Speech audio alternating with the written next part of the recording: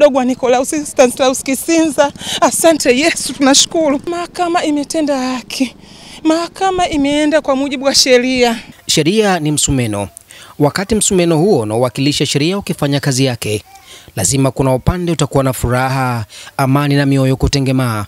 Wakati huo upande wa pili wa shilingi utakuwa umebeba majonzi, masikitiko na pengine hata majuto yasiosemekana.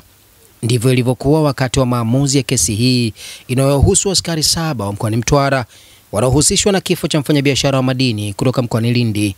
Mahakama Kuu Kanda ya Mtwara siku ya Juni 23, 2025 imewahukumu kunyongwa hadi kufa maafisa wawili wa jeshi la polisi mkoani Mtwara waliokuwa wakikabiliwa na kesi ya mauaji ya mfanyabiashara wa madini wilayani Nachingwea katika mkoa wa Lindi, Musa Hamisi. Mahakama hiyo imetoa hukumu hiyo ya kunyongwa hadi kufa kwa askari hao wawili kati ya 7 waliokuwa wakikabiliwa na kesi hiyo ya mauaji.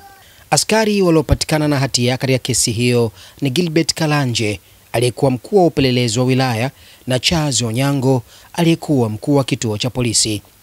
Jaji Hamidu Mwanga kutoka Mahakama Kuu Kanda ya Dar es Salaam ndiye aliyesikiliza na kutoa hukumu ya kesi hiyo. Hakimu Mwanga ameeleza kuwa ushahidi uliokuwa mbele ya mahakama umewathibitishia hatia washtakiwa hao wawili bila kuacha shaka yoyote. Askari wengine 5 waliokuwa wanakabiliwa na kesi hiyo wameachiwa uhuru baada ya mahakama kutoridhika na ushahidi uliotolewa dhidi yao.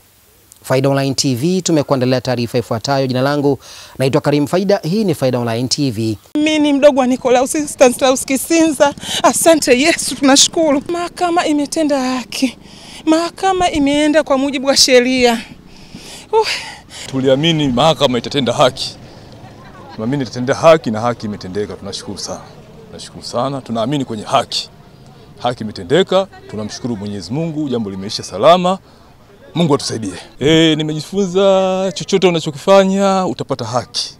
Chochote unachokifanya haki ipo, utaipata. Mahakama imetenda haki, tunamshukuru Mwenyezi Mungu. Nashukuru kwa jamhuri kutenda haki. Kutenda haki na sheria imfuata mkondo. Sina cha kulalamika, yani zaidi ya kushukuru serikali kwa kilichofanya. Kila mwenye haki ampata haki yake.